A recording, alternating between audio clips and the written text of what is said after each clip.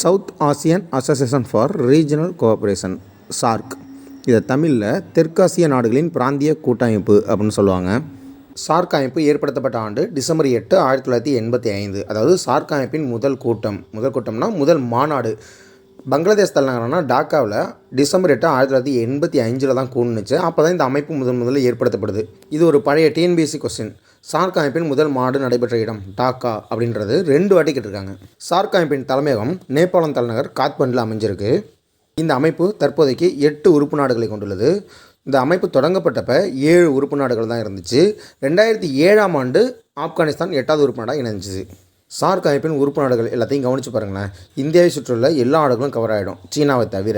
India, Pakistan, Bangladesh, இலங்கை, நேபாளம், மாலத்தீவு, பூட்டான், ஆப்கானிஸ்தான். இந்த SAARC அமைப்பில் உறுப்பினராக இணைவதற்கு சீனாவும் ஈரானும் பரிந்துரையாக வச்சுருக்காங்க. சார்க் அமைப்பின் தலைமையகம் நேபாளம் தலைநகர் காத்மண்டில் அமைஞ்சிருக்குன்னு பார்த்தோம். அதாவது செயலகம். இது ஜனவரி 16, 1987 நிறுவப்பட்டது.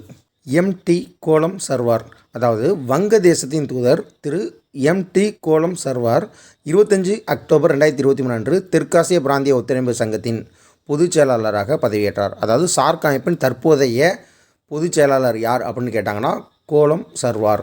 எப்பயுமே போட்டித் தேர்வுக்கு படிக்கிறப்ப கரண்ட் அஃபேர்ஸில் ஒவ்வொரு அமைப்போட பொதுச் செயலாளர் யார் அப்படின்னு படிச்சுக்கிறது ரொம்ப நல்லது. வங்காள விரிகுடா பல்துறை தொழில்நுட்ப பொருளாதார கூட்டுறவிற்கான முன்னெடுப்பு. இது ஆங்கிலத்தில் பிம்ஸ்டெக் அப்படின்னு சொல்லுவாங்க. Bay of Bengal initiative for multi sectoral technical and economic cooperation. இந்த அமைப்பு நிறுவப்பட்ட ஆண்டு ஜூன் 6, 1997. பிம்ஸ்டெக் அமைப்போட தலைமைச் செயலகம் பங்களாதேஷ் நாட்டோட தலைநகரான டாக்காவில் அமைஞ்சிருக்கு. சரி, சார்க் அமைப்புக்கும் பிம்ஸ்டெக்கும்ல வித்தியாசம் பார்ப்போமா? சார்க் அமைப்போட முதல் மாநாடு நடைபெற்ற இடம் டாக்கா. ஆனால் பிம்ஸ்டெக்கோட தலைமையகம் இருக்கிற இடமே டாக்கா தான். சார்க் அமைப்பில் சீனா தவிர இந்தியாவை சுற்றியுள்ள எல்லா நாடுகளும் வந்துடும்.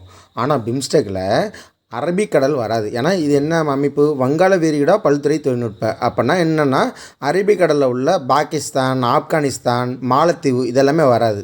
அப்போ வங்கதேசம், பூட்டான், இந்தியா, நேபாளம், இலங்கை, மிச்சம் இன்னும் 2 எக்ஸ்ட்ரா நாடு என்னென்னா மியான்மர், தாய்லாந்து. மொத்தம் 7 நாடுகளை உறுப்பு நாடுகளை கொண்டுள்ளது. பிம்ஸ்டெக் அமைப்போட பொதுச் செயலாளராக ஒரு இந்தியர் பதவியேற்றிருக்காரு. அவர் பேர் இந்திரமணி பாண்டே. இந்தியாவின் மூத்த தூதுவர் இந்திரமணி பாண்டே வங்காள விரிகுடாவின் பல்துறை தொழில்நுட்ப மற்றும் பொருளாதார ஒத்துழைப்புக்கான அமைப்பு, அதாவது பிம்ஸ்டெக் பொதுச் செயலாளராக ஜனவரி 4, 2024 அன்று டாக்காவில் பொறுப்பேற்றார். பிம்ஸ்டெக் அமைப்போட தலைமை அப்படின்றது ஒவ்வொரு ஆண்டும் இல்லை 2-3 வருஷம் சேர்த்து ஒரு நாடு தான் அந்த தலைமையை ஏற்றுட்டு வரும். இந்த 2024ஆம் ஆண்டு தாய்லாந்து தான் பிம்ஸ்டெக் அமைப்போட தலைமையை ஏற்றிருக்கு. ஆனால் தாய்லாந்தில் ஆட்சி மாற்றம் காரணமாக இப்போ ஒரு இளம் பெண் தலைவராக தேர்ந்தெடுக்கப்பட்டிருக்காங்க. அதனால் உச்சி மாநாடு இப்போ நடைபெறலை. பிம்ஸ்டெக் அமைப்பில் வணிக உச்சி மாநாடு அப்படின்ற ஒரு மாநாட்டை முதல் முறையாக இப்போ தான் ஏற்படுத்தியிருக்காங்க.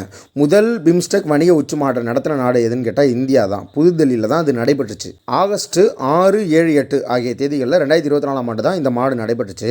இந்திய அரசின் வெளியுறவுத்துறை அமைச்சகம் இந்திய தொழில் கூட்டமைப்புடன் இணைந்து முதலாவது பிம்ஸ்டெக் வணிக உச்சி மாநாட்டை புதுதில்லியில் 2024ஆம் ஆண்டு ஆகஸ்ட் 6, 7, 8 ஆகிய தேதிகளில் நடத்தியது. 2024ஆம் ஆண்டிற்கான கரண்ட் அஃபேர்ஸில் பிம்ஸ்டெக் சம்பந்தமாக கொஸ்டின் கேட்கறது 2 விஷயம் முக்கியமாக இருக்குது, ஞாபகம் வச்சுங்க. பிம்ஸ்டெக் அமைப்பின் பொதுச் செயலாளர் ஒரு இந்தியர், இந்திரமணி பாண்டே. அது கேட்க வாய்ப்பு இருக்குது. அப்படி இல்லைனா முதல் பிம்ஸ்டெக் வணிக மாநாடு நடைபெற்ற இடம் எந்த நாடுன்னு கேட்கலாம். எந்த நாடுன்னு கேட்டால் இந்தியா.